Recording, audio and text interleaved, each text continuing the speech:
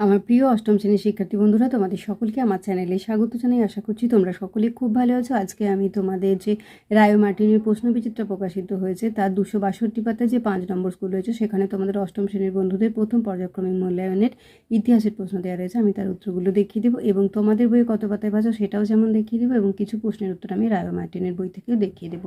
ইতিমধ্যেই যারা চ্যানেলটিকে সাবস্ক্রাইব করে নিয়েছো তাদের সকলকে অসংখ্য ধন্যবাদ জানাই। আর যারা নতুন দেখছো তারাও চ্যানেলটিকে সাবস্ক্রাইব করে নিয়ে সাথে থেকো। চলো তাহলে শুরু করছি। একের দাগে সঠিক উত্তরটি বেছে নিয়ে লেখো।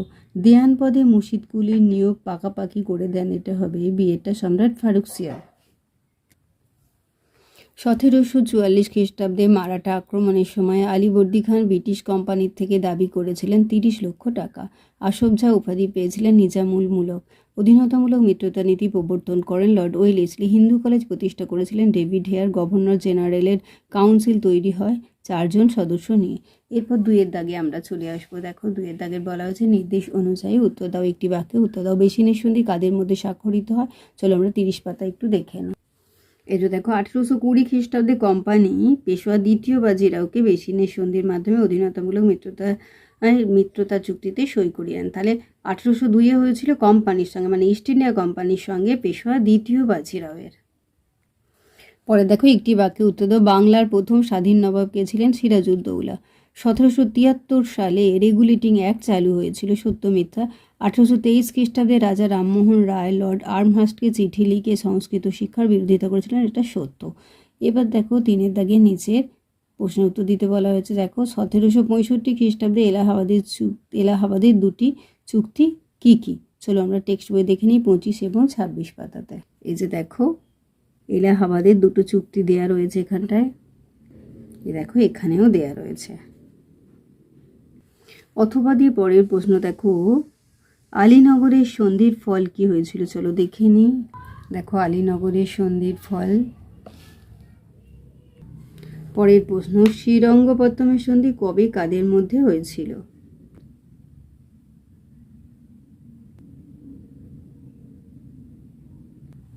এরপরে দেখো 10 সালা বন্দোবস্ত চালু হয় কেন?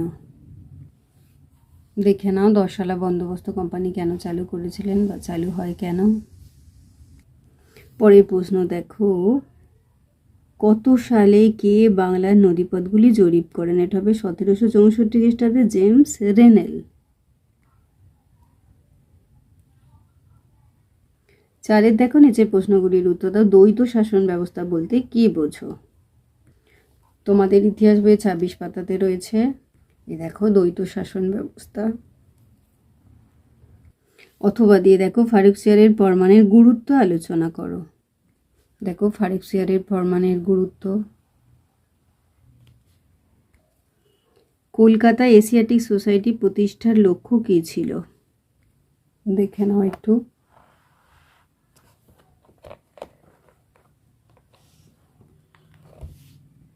পরের প্রশ্ন দেখো কোম্পানির সিপাহী বাহিনী বলতে কি বোঝো?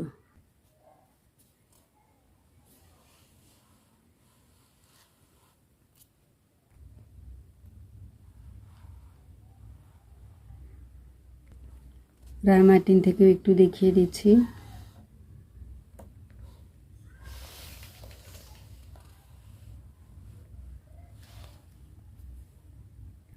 এবার 5-এর দাগে দেখো পলাশী ও বক্সারের যুদ্ধের মধ্যে কোনটি ব্রিটিশ কোম্পানির ভারতে ক্ষমতা বিস্তারের জন্য বেশি গুরুত্বপূর্ণ ছিল? উত্তরের সপক্ষে যুক্তি দাও। চলো দেখে নাও। দেখে নাও উত্তরটা।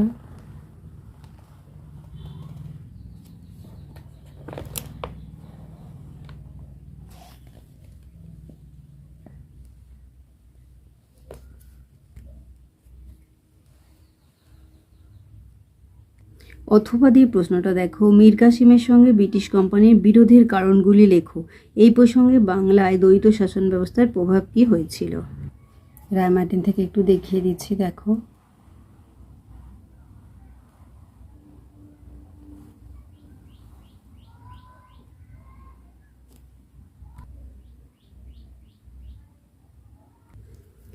পরের প্রশ্ন কিভাবে ধীরে ধীরে ঔপনিবেশিক কর্তৃত্ব প্রতিষ্ঠা ও প্রদর্শনের অন্যতম হাতিয়ার হয়ে উঠেছিল পুলিশি ব্যবস্থা?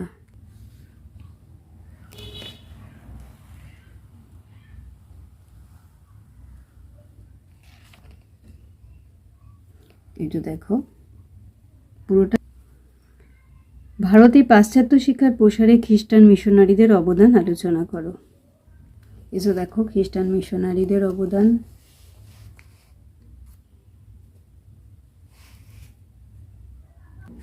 রায়মার্টিন থেকে দেখো। আমার প্রিয় অষ্টম শ্রেণীর শিক্ষার্থী বন্ধুরা, আজকে তোমাদের আমি 2025 সালে রায়োমার্টিনে যে প্রশ্নবিচিত্রা প্রকাশিত হয়েছে তার 262 পাতায় যে 5 নম্বর স্কুল রয়েছে সেখানে তোমাদের অষ্টম শ্রেণীর বন্ধুদের প্রথম পর্যায়ক্রমিক মূল্যায়নের ইতিহাসের প্রশ্ন দেওয়া রয়েছে। আমি তার উত্তরগুলো দেখে দিলাম, আশা করছি সকলেই বুঝতে পেরেছো। ভিডিওটি দেখার জন্য তোমাদের সকলকে অসংখ্য ধন্যবাদ জানাই। ভালো লাগলে লাইক করো, কমেন্ট করো, বন্ধুদের মধ্যে শেয়ার করো। আর আগামী দিনে নতুন নতুন ক্লাসগুলো পাওয়ার জন্য অবশ্যই চ্যানেলটিকে সাবস্ক্রাইব করে সাথে থেকো। তোমরা সকলেই খুব ভালো থেকো।